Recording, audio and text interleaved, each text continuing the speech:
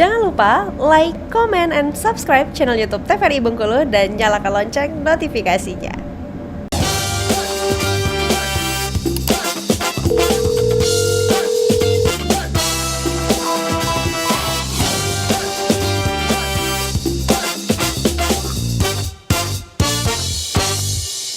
Halo pemirsa, selamat pagi, apa kabarnya? Senang sekali jumpa kembali bersama saya Fahmi. Kali ini di Dokter Keto TVRI Bengkulu bersama Kita Sehat.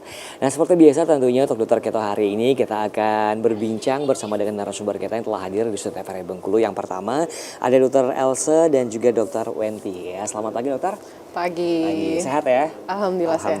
Nah, kali ini pemirsa di rumah kita bakalan berbincang tentang yang namanya epitaksis ya, atau juga yang sering orang bilang itu adalah mimisan. Nah, kita pengen tahu apa penyebabnya dan juga pastinya pengen tahu juga seperti apa untuk cara penata laksanaannya ataupun juga cara pengobatannya tentunya untuk mimisan ini sendiri. Karena ini penting dan biasanya itu sering diderita sama anak-anak juga ya dokter. Betul.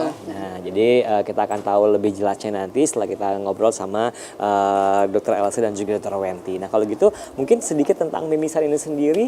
Ini penyebabnya itu yang paling awam itu apa sih dokter?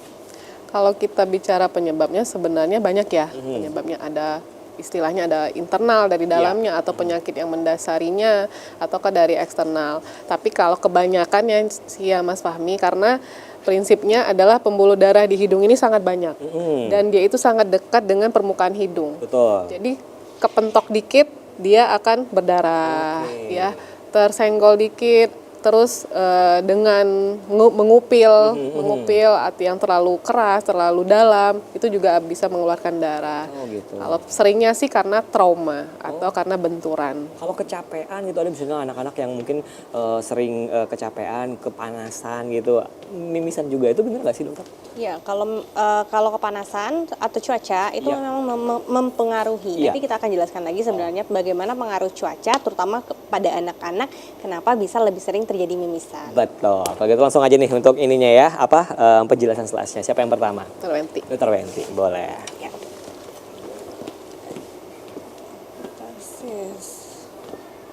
Oke. Jadi epitaksis itu atau yang kita kenal dengan nama mimisan ya, pertama kali diidentifikasi atau dikenali adalah dari si Bapak Kieselbach. Nah, ini nanti ada namanya area organ anatomi atau tubuh kita yang memang namanya Kieselbach atau little area atau Kieselbach berdasarkan dari penemuan Bapak tersebut ya pada tahun 1879. Nah, kemudian pada tahun 1869 pertama kali dilakukan ligasi arteri pada epitaksis. Ini pendahuluan aja ya supaya kita lebih kenal dekat dengan epitaksis. Kan kalau tak kenal maka tak sayang. Kemudian pada Hippocrates, tekanan pada hidung membantu mengurangi perdarahan. Nah, dari sini cikal bakalnya adalah bagaimana cara mengatasi apabila terjadinya mimisan atau perdarahan tadi ya. Nah, pada laki-laki lebih besar daripada perempuan ya, dan puncak usia anak dan dewasa tua itu 45 sampai 65 tahun. Angka kejadian lebih seringnya. Kemudian 60% populasi akan terjadi satu episode epitaksis dalam hidupnya.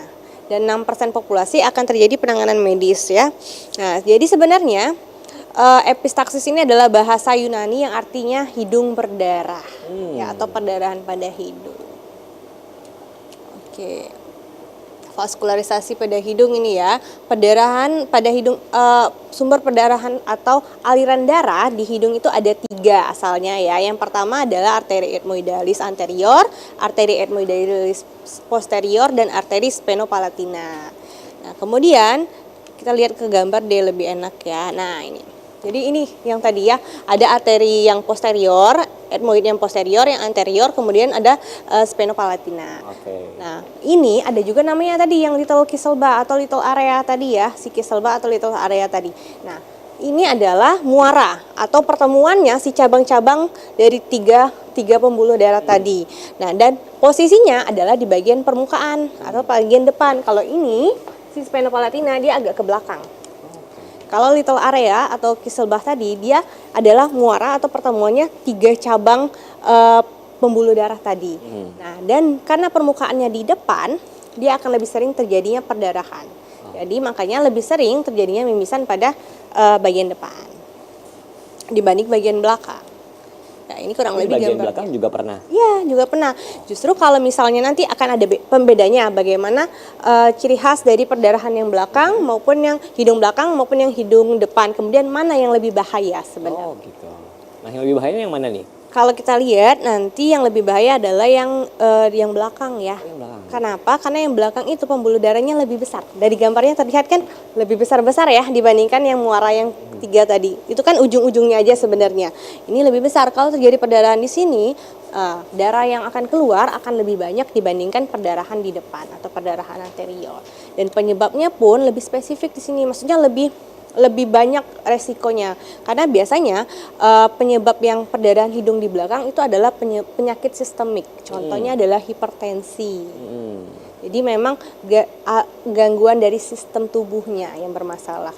Kalau yang dari depan itulah yang biasanya sering kalau kita kadang-kadang ketekan atau kejedot langsung perdarahan. Nah itu karena terjadinya trauma, paling seringnya seperti itu.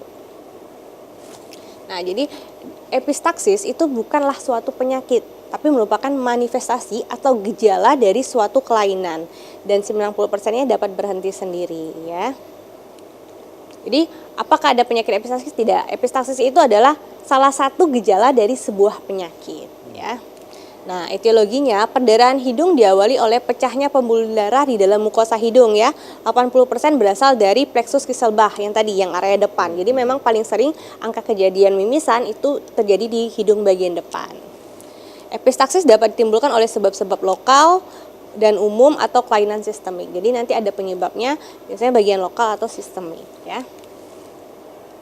Nah, untuk yang lokal nih, yang paling sering adalah angka kejadian trauma, artinya terjadinya benturan biasanya, atau terjadinya korek-korek hidung. Nah, kan sering nih ngupil kedalaman atau ngupil terlalu keras. Nah, ini bisa menyebabkan perlukaan yang akhirnya mengeluarkan darah, terjadinya mimisan. Kena pukul, jatuh, kecelakaan, trauma pembedahan, ataupun benda asing ya. Jadi kalau anak-anak sering masukin sesuatu bendanya itu bisa menimbulkan terjadinya trauma dan akhirnya berakibat terjadinya mimisan. Kemudian bisa juga deviasi, perforasi anterior, spina septum ya. Kemudian ini kalau yang lokal tapi bukan yang bagian trauma ya, kita bedakan antara trauma dan non trauma. Jadi infeksi lokal artinya seperti penyakit rinitis, sinusitis juga bisa terjadinya atau memicu terjadinya mimisan. Kan kita tahu nih rinitis sama sinusitis itu nanti kongkah hidung kita akan merah. Ya. Ketika merah, membesar, itu kan pembuluh darahnya melebar. Nah, tersenggol atau misalnya terlalu lebar, akhirnya pecah sedikit, akhirnya terjadi apa? Mimisan, ya. Kemudian keganasan, ya jelas hemangioma, angiofibroma itu akan menimbulkan terjadinya mimisan. Kemudian kelainan pembuluh darah, ya, jadi pembuluh darahnya lebih tipis, lebar, jaringan ikat dan selnya lebih sedikit. Kemudian kelainan anatomi, jadi deviasi septum atau pergeseran septumnya ya yang harusnya lurus jadi agak sedikit miring. Nah, itu bisa mempengaruhi peredaran atau pembuluh darahnya tadi ya. Kemudian yang terakhir adalah benda asing, jelas tadi ya. Sesuatu yang masuk ke tubuh kita pasti akan menimbulkan masalah. Salah satu yang bisa ditimbulkan masalah dari benda asing di hidung adalah mimisan. Oke, ini yang sistemik nih, yang penyebab sistemik tadi ya, seperti kelainan kardiovaskular. Contohnya apa? Hipertensi. Jadi kadang banyak kasusnya ya, bukan kadang lagi, banyak lumayan kasusnya pasien dengan darah tinggi mengeluhkan mimisan. Atau ketika darahnya benar-benar naik dari normal, misal sampai 200, akhirnya pembuluh darah di hidungnya ikut tegang, pecah. Nah, itulah terjadi hipertensi. Kemudian diabetes mellitus juga bisa, arteriosklerosis juga bisa. Kemudian kelainan darah seperti hemofili, leukemia, trombositopenia itu juga bisa menjadi timbulnya gejala mimisan atau epistaksis tadi, ya.